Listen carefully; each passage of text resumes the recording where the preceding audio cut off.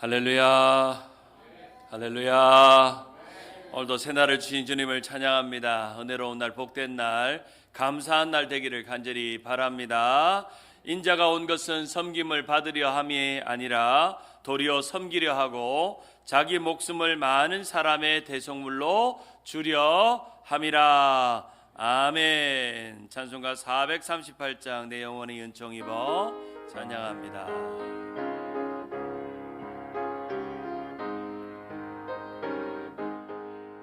내 영혼이 은총 입어 중한 죄짐 벗고 보니 슬픔 많은 이 세상도 천국으로 화도다. 할렐루야 찬양하세. 내 모든 죄 사함받고 주 예수와 동행하니 그 어디나 하늘나라. 주의 얼굴 뵙기 전에 멀리 뵀던 하늘나라 내 마음속에 이루어지니 날로 날로 가깝도다. 할렐루야 찬양하세. 내 모든 죄 사함받고 주 예수와 동행하니 그 어디나 하늘나라. 높은 산이 거친 들이 조막이나 궁궐이나 내 주 예수 모신 곳이 그 어디나. 우리도 저 높이 들고 찬양합니다. 할렐루야 찬양하세. 내 모든 죄 사함받고 주 예수와 동행하니 그 어디나 하늘나라. 할렐루야 찬양하세. 내 모든 죄 사함받고 주 예수와 동행하니 그 어디나 하늘나라. 아멘. 찬송가 388장은 부를 때마다 참 좋습니다. 모든 죄가 사함받고 주님과 동행하면 그 어디나 어느 곳에 있더나 하늘나라를 날마다 경험한다. 귀한 찬양의 가사입니다. 오늘 금요일 요한복음 14장 21절 말씀 우리 함께 읽고 외우면서 함께 묵상합니다. 나의 계명을 가지고 지키는 자라야 나를 사랑하는 자니. 우리 함께 요한복음 14장 21절 말씀 읽고 외워봅니다. 시작. 나의 계명을 가지고 지키는 자라야 나를 사랑하는 자니. 나를 사랑하는 자는 내 아버지께 사랑을 받을 것이요 나도 그를 사랑하여 그에게 나를 나타내리라. 요한복음 14장 21절 말씀 시작. 다시 한번 이게 외웁니다. 요한복음 14장 21절 말씀 시작. 나의 계명을 지키는 자라야 나를 사랑하는 자니. 나를 사랑하는 자는 내 아버지께 사랑을 받을 것이요 나도 그를 사랑하여 그에게 나를 나타내리라. 요한복음 14장 21절 말씀 1421 이렇게 외우면 되겠습니다. 우리 주님 가르쳐준 기도로 예배합니다. 하늘에 계신 우리 아버지여, 이름이 거룩히 여김을 받으시오며 나라에 임하옵시며 뜻이 하늘에서 이룬 것 같이 땅에서도 이루어지이다. 오늘날 우리에게 일용할 양식을 주옵시고 우리가 우리에게 죄 지은 자를 사하여 준 것 같이 우리 죄를 사하여 주옵시고 우리를 시험에 들게 하지 마옵시고 다만 악에서 구하옵소서. 대개 나라와 권세와 영광이 아버지께 영원히 있사옵나이다. 아멘. 우리 하나님 말씀 시편 7편 8절에서 17절 말씀입니다.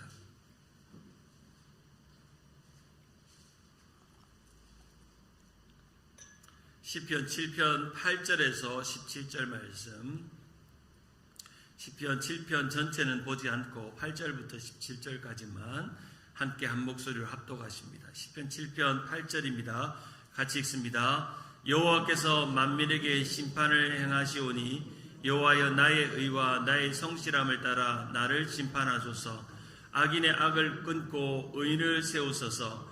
의로운 하나님이 사람의 마음과 양심을 감찰하시나이다.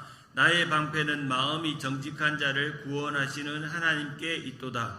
하나님은 의로운 재판장이시며 매일 분노하시는 하나님이시로다. 사람이 회개하지 아니하면 그가 그의 칼을 가시며 그의 활을 이미 당기어 예비하셨도다. 죽일 도구를 또한 예비하시며 그가 만든 화살은 불화살이로다. 악인이 죄악을 낳으며 재앙을 베어 거짓을 낳았도다. 그가 웅덩이를 파 만들며 제가 만든 함정에 빠졌도다. 그의 재앙은 자기 머리로 돌아가고 그의 포악은 자기 정수리에 내리리로다. 내가 여호와께 그의 의를 따라 감사하며 지존하신 여호와의 이름을 찬양하리로다. 아멘. 한번 따라할까요? 의를 따라 감사하라. 오늘 추수감사절까지 30일 작정 새벽기도 2일차 우리 오늘 귀한 말씀 함께 나눕니다. 우리 추수감사의 시간을 통해서 우리는 네 가지를 기억합니다. 감사의 계절, 감사의 은혜, 감사의 열매. 저렇게 혼자 대답을 하네요. 감사의 계절, 감사의 은혜, 감사의 열매, 감사의 고백을 나눕니다. 한번 따라할까요? 감사의 계절은 감사로 물들이자. 감사의 은혜를 잊지 말고 기억하자. 감사의 열매를 하나님께 드리자. 감사의 고백을 남기자. 감사하니까 핸드폰에서 시리가 알아서 듣고 뭐라고 말하네요. 감사의 계절, 감사의 은혜, 감사의 열매, 감사의 고백을 하나님 앞에 올려드리는 이 계절 되기를 바랍니다. 특별히 우리가 시편은 우리가 찬양의 시, 탄원의 시, 감사의 시, 신뢰의 시라고 불리는 이 시편 속에는 하나님의 하나님됨, 우리가 믿는 하나님은 어떤 분인가, 그 하나님을 어떻게 찬양하고 어떻게 기도하고 어떻게 고백하며 살아가야 될 것인가 라고 기록되어 있는 성경이 바로 시편입니다. 어떤 학자는 이 시편에서 이렇게 말합니다. 인간은 간청에 부지런히 열심이지만 흔히 감사드려야 한다는 사실을 깨닫지 못하고 곧잘 잊어버리는 본성을 가지고 있다라는 글을 본 적이 있습니다. 감사를 기억치 못하고 감사한 것이 수두룩 많은데 그 감사의 마음을 잊어버리는 것이 우리의 연약한 마음입니다. 감사를 자주 잊어버릴 때 우리는 감사를 잊어버리지 않도록 날마다 감사를 생각해내는 것, 감사를 기억해내는 것, 감사를 잊지 않게 살아가는 것이 너무너무 중요합니다. 그래서 이런 말이 있습니다. 생각하는 것은 감사하는 것이다 라는 말이 있습니다. 한번 따라할까요? 생각하는 것은 감사하는 것이다. 영어 단어에 고맙다는 thanks라는 단어는 thinking, 생각하다 라는 말에서 나왔다고 합니다. thinking, 생각하다. 생각하는 게 땡큐가 되는 그런 어원에서 나왔다고 하듯이 마찬가지로 감사는, 당연한 감사는 이 세상 어디에도 없습니다. 그저 자연스럽게 내게 감사가 왔다라고 말할 수 있는 것은 없고 저절로 생기는 감사도 없습니다. 우리는 감사를 생각해내야 합니다. 감사를 생각할수록 우리는 그 생각이 감사의 시작이고 진짜의 감사를 만들어냅니다. 평생 감사라는 책을 쓰시고 또 그 책에 대해서 또 감사 운동을 시작하시는 전광 목사님이라는 분이 계신데, 이분이 쓴 책 그 평생 감사라는 책에 보면 이런 내용이 등장합니다. 하루에 한 가지씩 작은 감사를 드려보십시오. 하나님께서 내려주신 축복들이 보일 것입니다. 감사를 생각하는 사람은 행복한 인생으로 만들 수 있습니다. 아침에 눈을 뜰 때 감사하며 그날 하루도 감사하면 그날 하루가 행복해집니다. 저녁에 눈을 감을 때 감사하면 잠자리가 편안해집니다. 네, 그렇게 될 줄 믿습니다. 오늘 하루도 시작하는데 오늘도 하루를 참 피곤한 마음, 또 일어나기 힘든 마음으로 하루를 시작하는 것이 아니라 참 오늘도 하나님 살려주셔서 감사합니다. 호흡을 주셔서 감사합니다. 간밤에 지켜주셔서 감사합니다. 지난밤에 잘 잘 수 있어서 감사합니다. 오늘도 하루를 주셔서 감사합니다. 그 감사하는 마음을 매일매일 나누면서 오늘도 살아가는 여러분들에게 간절히 바랍니다. 오늘 시편 7편은 우리가 믿는 하나님은 어떤 분이냐고, 또 하나님의 됨에 대해서 고백하고 인정하는 다윗의 시편입니다. 시편 150편 중에 감사의 내용이 기록되어 있는 성경이 75편 반 정도가 된다고 했는데, 시편 150편 중에 제일 많이 시편을 쓴 사람이 누굴까요? 네, 다윗이죠. 다윗이 그 반 정도 되는 73편을 시편을 지었습니다. 그가 좋을 때도 시편을 지었고, 그가 억울하고 고난받고 원수들에게 쫓길 때도 시편을 지었고, 그가 왕궁에 있을 때도 시편을 지었고, 광야에 있고 푸른 초장에 있을 때도 시편을 지었고, 또한 고난 가운데 있는 그 동굴 속에 있을 때도 그는 시편을 지었습니다. 모든 삶의 시간 속에서 하나님을 생각해냈고, 그 하나님을 생각하면 생각할수록 자신의 삶을 구원하시고 인도하시는 하나님의 은혜를 기억하며 감사하는 삶을 살았던 삶이 바로 다윗의 삶입니다. 오늘 시편 7편 1절을 보면 이 시편 7편 1절의 배경이 기록되어 있는데 표제로 이렇게 기록되어 있습니다. 다윗의 시카리온 베냐민인 구시의 말을 따라 여호와께 드린 노래라고 기록되어 있습니다. 여기 시카리온이라는 그 노래의 장르는 열정적인 노래, 뜨거운 노래, 막 소리치는 노래, 그런 의미가 말하고 있는 것이죠. 이 시카리온이라는 것은 그 음악의 장르, 이 노래의 장르, 뭐 분위기, 뭐 빠른 노래, 열정적인 노래, 뭐 그런 의미의 노래입니다. 근데 실제로 오늘 이 본문의 시편 7편을 쭉 보면 하나님 앞에 단언하고 애원하는 슬픈 가사로 기록되어 있지만, 이 노래는 다윗의 빠른 노래, 열정적인 노래로 만들어진 노래입니다. 특별히 오늘 이 표제에는 사람 이름이 등장하는데 베냐민인 구시의 말을 따라 여호와께 드린 노래라고 기록되어 있습니다.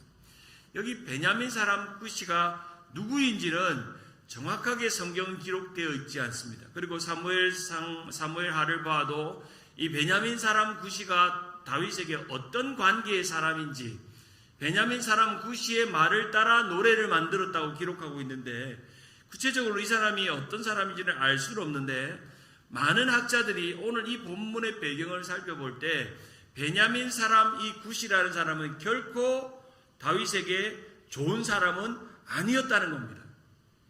다윗에게는 원수 같은 사람, 다윗을 중상모략했던 사람, 다윗을 비방했던 사람, 다윗을 억울하게 했던 이 베냐민 사람 구시의 말을 따라 다윗이 하나님 앞에 노래한 노래가 시편 7편입니다. 사무엘상 24장 9절에 보면 다윗이 사울에게 이르되 보소서 다윗이 왕을 해하려고 한다고 하는 사람들의 말을 왕은 어찌하여 들으시나이까? 라고 말할 때 사울 왕 옆에서 다윗을 억울하게 비난하고 판단하고 또 중상모략했고 중간에 이간질했던 사람 중에 한 사람이 바로 베냐민 사람 구시였다는 겁니다. 참 여러분, 이 표제만 봐도 이 시편 7편의 분위기가 어떤지를 우리는 분명히 알 수가 있습니다. 이 시편 7편 1절에 보면 여호와 내 하나님이여 내가 주께 피하오니 나를 쫓는 모든 자들에게 나를 구원하게 하소서, 구원해내소서라고 말씀하는 것만 보아도 이 다윗의 상황은 무언가에 쫓기고 있고 사람들의 원수들과 비방과 중상모략과 괴롭힘 속에 놓여있는 참 고달픈 인생, 억울하고 힘든 인생임을 고백하고 있는 것이죠.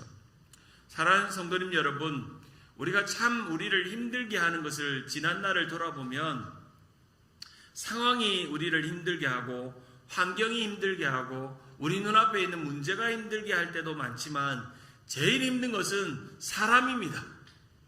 제일 힘든 건 사람이에요. 상황은 이해가 됩니다. 환경은 내가 그럴 수 있다라고 이해가 됩니다.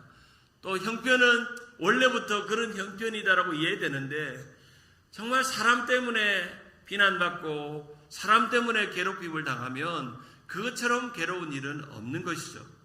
바로 이 다윗은 그 억울하고 힘든 상황에서 하나님을 찬양하고 하나님을 예배합니다. 사랑하는 여러분, 어떤 상황에도 어떤 사람을 만나도 하나님을 예배하고 하나님을 찬양하고 감사할 수 있는 사람이 되기를 간절히 바랍니다.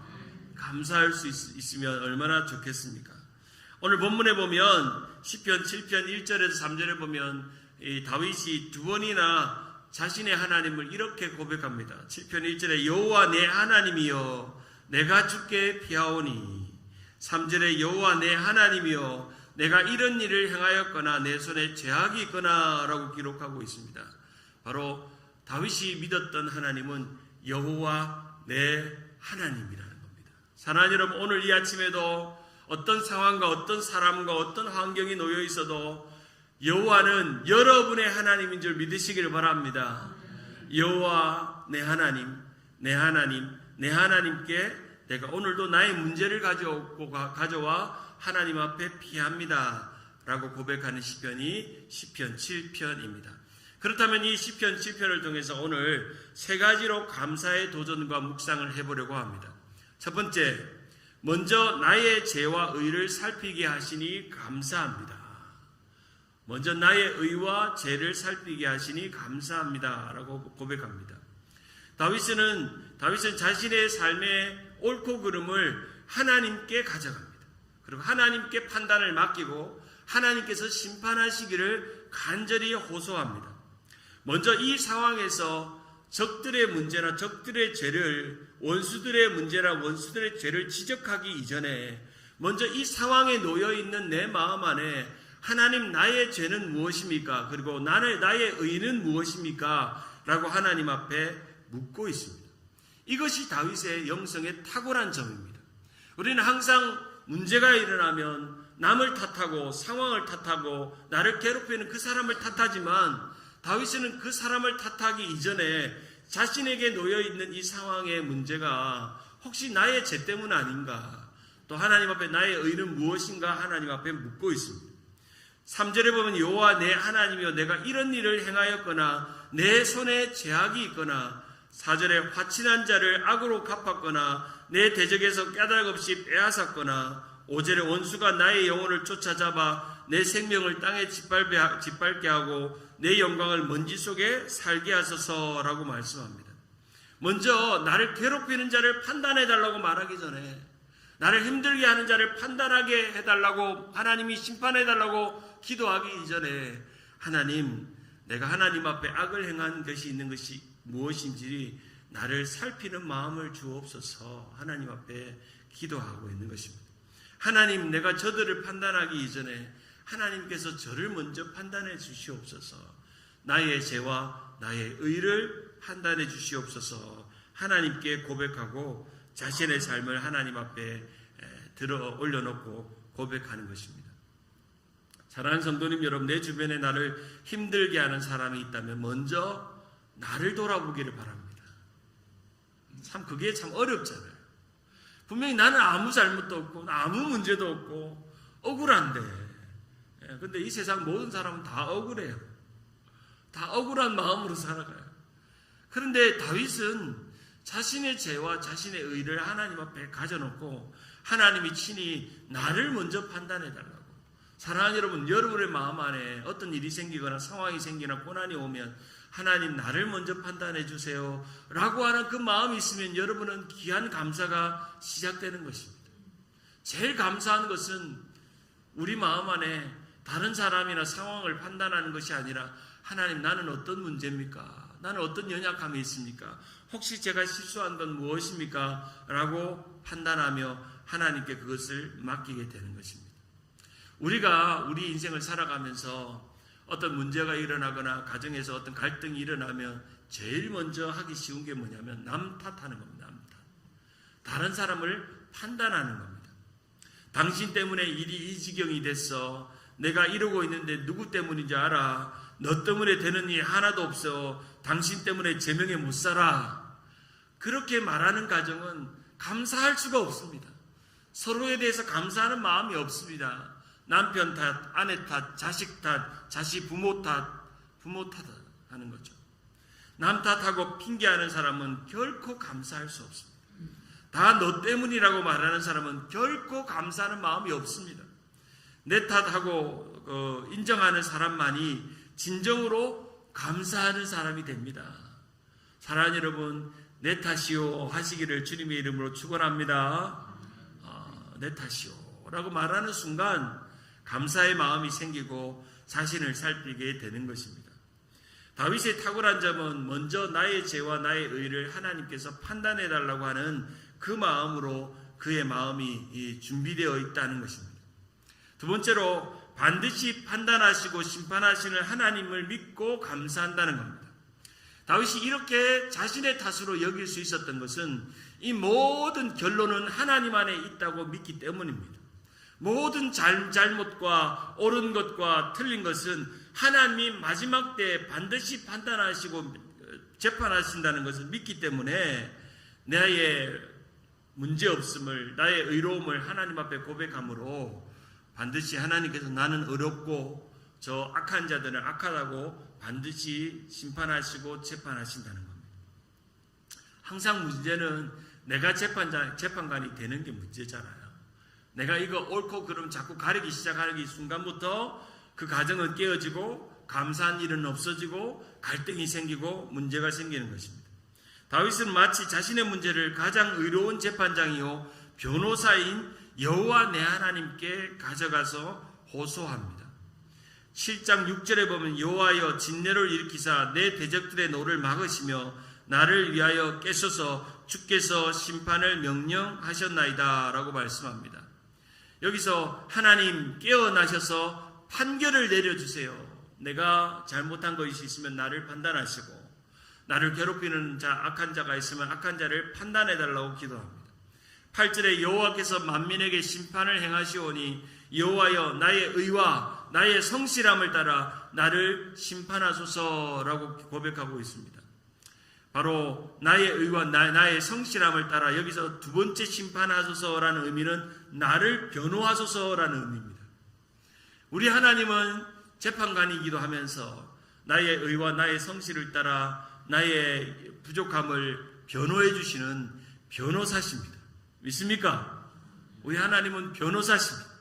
내가 억울한 일을 당하고 괴로운 일을 당하고 공고한 일을 만나도 하나님은 우리를 변호하십니다. 나의 의와 내 성실함으로 하나님께서 나를 변호해 주시는 가장 실력 있고 가장 훌륭한 변호사입니다. 제가 미국 와가지고 한국 그 방송을 보는데 제일 재미난 광고가 한국에는 별로 나오지 않는 광고가 변호사 광고더라고요. 뭐 브라이언 타필라 변호사, 100만 불을 승소한 변호사, 유태인 변호사. 그래서 제가 알았죠. 그렇게 많이 들었는데 미국은 수의 나라라고 들었는데 이 한인 광고 중에 제일 많은 광고가 변호사 광고더라고요. 여러분에게 확실한 변호사가 계십니다. 누굽니까? 여호와 내 주 하나님, 그리고 우리 예수님, 우리 성령님, 여러분을 변호해 주십니다. 성령님께서는 말할 수 없는 탄식으로 여러분을 위해서 기도하고 계십니다. 여러분이 이 세상에서 당하는 고난과 어려움과 사람들에게 억울하게 당하는 일들과 남들이 알아주지 않는 그런 억울한 마음조차도 우리 하나님 앞에 다 가져놓고 오히려 그것을 감사하게 여기고, 하나님 억울한 일을 당했네요, 문제가 있네요, 내 마음이 답답하지만 하나님 내가 기도하고 다 하나님 앞에 쏟아놓으니 감사해요. 하나님 내 이야기 다 들어주시니 감사해요. 얼마나 감사한지 몰라요 라고 주님께 다 쏟아놓고 내 의와 내 성체를 따라 나를 변호하시는 하나님, 우리 하나님, 가장 훌륭한 재판장, 가장 능력 있는 변호사가 우리 곁에 계십니다. 믿습니까? 그분께 다 가져오세요. 괜히 니 탓 내 탓하고 싸우지 마시고, 니 잘했다 내 잘못했다라고 싸우지 마시고 주님께 다 가져오고 엎드리고 나아가면 다윗같이 마지막에는 승리케 하십니다. 모든 것을 판단해 주시는 그날이 오면 하나님께서 함께 하십니다. 오늘 시편 7편 9절에 보면 악인의 악을 끊고 의인을 세우소서, 의로운 하나님이 사람의 마음과 양심을 감찰하시나이다. 10절에 나의 방패는 마음이 정직한 자를 구원하시는 하나님께 있도다. 아멘. 한번 따라할까요? 나의 방패는 마음이 정직한 자를 구원하시는 하나님께 있도다. 오늘 이 구절을 외우세요. 너무 짧죠? 나의 방패는 마음이 정직한 자를 구원하시는 하나님께 있도다. 너무 심플하죠? 나의 방패는 정직한 자를 구원하시는 하나님께 있도다. 마음이 정직한 자를 구원하시는 하나님께 있다. 이 구절을 메모해놓고 손바닥에 오늘 써놓고 하루에 종일 외우세요. 나의 방패는 마음이 정직한 자를 구원하시는 하나님께 있도다. 나의 방패는 마음이 정직한 자를 구원하시는 하나님께 있도다. 이것을 믿으면 우리 하나님의 삶의 쉘들을 쳐주실 분은 하나님밖에 없습니다. 어떤 고난이 와도, 어떤 힘듦이 와도, 직장에서도 여러분 관계 속에서 참 힘든 관계들이 있잖아요. 같은 사무실 쓰고 같은 직장에서 일하는데 참 마음이 불편한 사람들이 있어요. 나는 예수 잘 믿고 나는 열심히 직장에서 일하고 열심히 하는데도 괜히 질투하고 괜히 애매한 말하고 시기 질투하는 그런 사람들이 있을 때마다 마음으로 외치세요. 나의 방패는 마음이 정직한 자를 구원하시는 누구에게 있도다? 하나님께 있도다. 그렇게 하면서 감사하세요. 나의 방패는 마음이 정직한 자를 구원하시는 하나님께 있도다. 나의 방패는 마음이 정직한 자를 구원하시는 하나님께 있도다. 한 4번 읽으니까 머리 외워지죠? 성경 구절을 이렇게 외우면 순간순간 내 마음 안에 불평이 생기고 원망이 생기고 감사하는 마음이 안 생길 때 이 말씀을 꺼집어내는 것입니다. 하나님은 다 아십니다. 하나님은 다 보십니다. 하나님은 다 심판하십니다. 일명 다입니다. 하나님이 다 아시고 하나님이 다 보시고 하나님이 다 심판하십니다. 이 세상에서 고난받고 억울한 일 당해도 참으십시오. 견디십시오. 그리고 그 문제를 감사하십시오. 고난의 어려움이 있으면 그 고난의 어려움이 오히려 우리가 감사하게 만드는 감사의 거리가 됩니다. 오늘 본문 11절에 보면 하나님은 의로운 재판장이시며 매일 분노하시는 하나님이시로다. 12절에 사람이 회개하지 아니하면 그가 그의 칼을 가시며 그의 화를 이미 당기어 예비하셨도다. 13절에 죽일 도구를 위하여 예비하시며 그가 많은 화살을 불화살이로다. 여러분 이 11절과 13절 하나님이 심판하는 칼을 간대요. 한번 생각해 보세요. 화를 당긴대요. 악한 자들을 멸하시기 위해서 매일매일 분노하신다는 겁니다. 실제로 이제 성경에 등장하는 이 하나님이 인간의 감정과 유사하게 표현된 것 중에 하나는 질투하시는 하나님, 분노하시는 하나님. 질투는 어떨 때 질투하세요? 우리가 악한 우상에 섬기고 하나님을 예배하지 않을 때, 헛된 우상을 섬길 때 하나님은 질투하신대요. 하나님 질투하신대요. 분노하신대요. 의로운 사람을 고통 주고 괴롭히는 이 악한 자들이 득세하는 세상 가운데 하나님은 분노하십니다. 우리는 이 시대가 점점 악할 때 하나님의 분노를 보아야 합니다. 하나님의 진노의 때가 다가오고 있다는 것을 우리는 보아야 합니다. 어쩌면 한순간 하나님이 칼을 가시고 화를 당기고 있으심을 우리는 보아야 합니다. 그 심판은 우리에게가 아니라, 의로운 우리에게가 아니라, 회개한 우리에게가 아니라, 회개치도 않고 불의한 저 세상과 악한 자들을 향해서 공정한 심판을 두시고 하나님께서 악인을 벌하시고 또 칼을 가시며 화를 겨누시며 심판의 준비가 되어 있다는 것입니다. 우리가 점점 이 완악한 동성애 문제와 악한 문제가 세상될 때 하나님을 바라보면 이 세상을 바라보는 하나님의 분노가 얼마나 크실까 생각하면서 우리는 긍휼을 구해야 합니다. 하나님 이 세상을 멸하지 마시고 긍휼을 베푸셔서 마지막에 구원하실 남은 자들을 구원하시고 인도해달라고 말씀하고 있는 것입니다. 오늘 이 11절부터 13절을 한 문장으로 요약하면 이렇습니다. 우리 하나님은 가만 안 둔다. 가만 안 둔다. 제가 고등학교, 중학교, 초등학교 다 5학년 때였는데 제가 학교 마치고 요즘 영화로 나와 있는 오징어 게임을 하고 있었어요, 애들이랑. 오징어 게임을 하고 막 하다가 그거 오징어 게임을 하려면은 그 한쪽 발을 들고 막 뛰어다녀야 되거든요. 뛰어다니다가 이제 한 친구를 막 쓰러뜨려야 되거든요. 그때는 제가 이렇게 등치가 크고 건장하지 않았어요. 조금만했어요. 제가 이렇게 키가 큰 것은 고등학교 3학년 때부터 키가 이렇게 크기 시작하고 건장해졌는데 그때 이제 제가 조그만했던 그 초등학생이니까 우리 반에 저보다 키가 두 배이 되는 아이가 저를 잡고 탁 던진 거예요. 던져가지고 넘어져가 코피가 터진 거예요. 그래가지고 코피를 닦고 그냥 게임하다가 그냥 다쳤으니까 뭐 싸운 건 아니니까 이렇게 있는데 우리 반 아이 중에 하나가 우리 형님한테 쫓아갈 거예요. 쫓아가가지고 용환이가 지금 코피가 났다. 그러니까 우리 형님이 6학년 반에 있다가 와가지고 우리 형이 유도 선수였거든요. 와가지고 막 쫓아오는 거예요. 쫓아와가지고 우리 용환이 코피 낸 놈 누구냐고. 내가 가만 안 둔다고. 그랬던 기억이 있습니다. 그때 이후로 우리 형님을 존경하기로 했어요. 아, 우리 형님 훌륭하구나. 갑자기 그 생각이 드는 거예요. 어릴 때 우리 형이 와가지고 우리 반 아이들한테 그때부터 아무도 저를 못 건드리는 거예요. 6학년 유도 선수 출신 형님이 있다는 소문이 나가지고 아무도 저를, 그게 이제 중학교까지 소문이 가가지고 이제 일장들이 저를 못 건드려요. 아, 예, 형님은 건드리면 큰일 난다. 유도부 선수고 지금 유도부 특기생이다. 저희 형님이 여기 LA 올림픽 때 하영주 선수가 금메달 따는 걸 보고 유도를 시작했거든요. 뭐 중간에 그만두긴 했지만 여러분을 못 건드려요. 여러분 뒤에는요 하나님이 계시잖아요. 못 건드려요.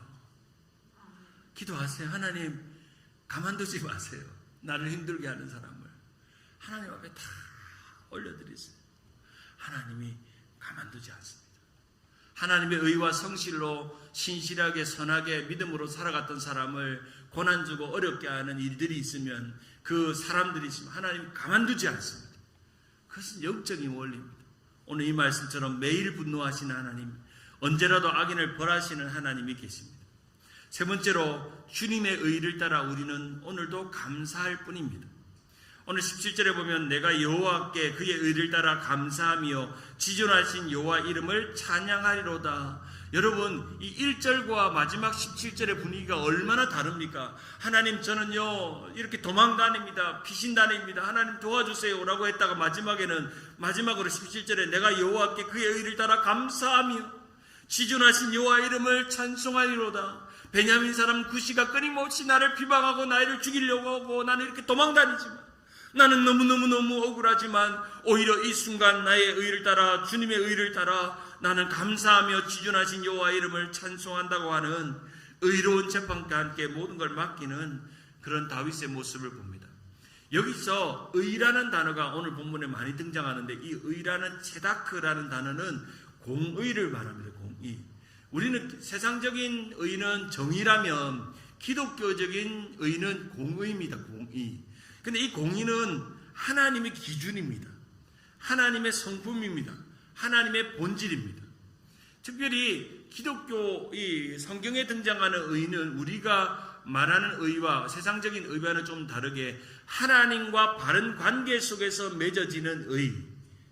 사실은 여러분이 하나님과 어떤 상황에도 관계가 바른 관계, 선하고 경건하고 온전한 예배자의 삶으로 살아가면 그 사람을 의롭다 여기듯이, 마찬가지로 이 의는 하나님과의 바른 관계 속에서 이루어지는 의라고 말씀합니다. 내가 여호와께 그의 의를 따라, 하나님과의 바른 관계를 따라, 실제로 이 성경에 등장하는 의를 관계라고 바꾸면 아주 정확합니다. 내가 여호와께 그의 관계를 따라 감사하며, 실제로 이 의는 관계적인 의입니다. 하나님과 깊은 관계 속에서, 하나님이 나와 함께하는 이 관계 속에서 맺어지는 의가 바로 이 의라고 말할 수 있는 것처럼, 다윗은 나의 의와 하나님의 의가 연결되어져 있음을 고백합니다. 나의 의와 주님의 의가 하나가 되어서 나는 오히려 찬양합니다. 내가 억울한 마음을 주님 앞에 올려드렸더니 하나님이 나를 심판하지 않으시고 저 악한 자들을 심판하시고 나를 방패로, 나의 방패는 마음이 정직한 자를 구원하시는 누구께 있도다? 하나님께 있다고 하는 이 말씀을 내가 붙들기에 내가 이 의로 하나님께 나아가고 하나님은 이 의를 주시기에 나는 감사하고 찬양할 뿐이다 하는 것입니다. 그래서 의를 따라 감사하다는 의미가 그런 의미입니다. 말씀을 맺습니다. 먼저 나의 죄와 의를 생각하며 하나님 앞에 고백할 때 감사가 시작됩니다. 반드시 판단하시고 심판하시는, 다 아시고 다 보시고 다 심판하시는 재판관 또한 변호사가 하나님이시기 때문에 우리는 감사합니다. 그리고 주님의 의를 따라 오늘도 우리는 매일매일 어떤 상황에도 어떤 사람을 만나도 우리는 감사할 수 있는 사람이 되기를 주님의 이름으로 축원합니다. 오늘 이 말씀을 기억하면서 두 손 높이 들고 기도합니다.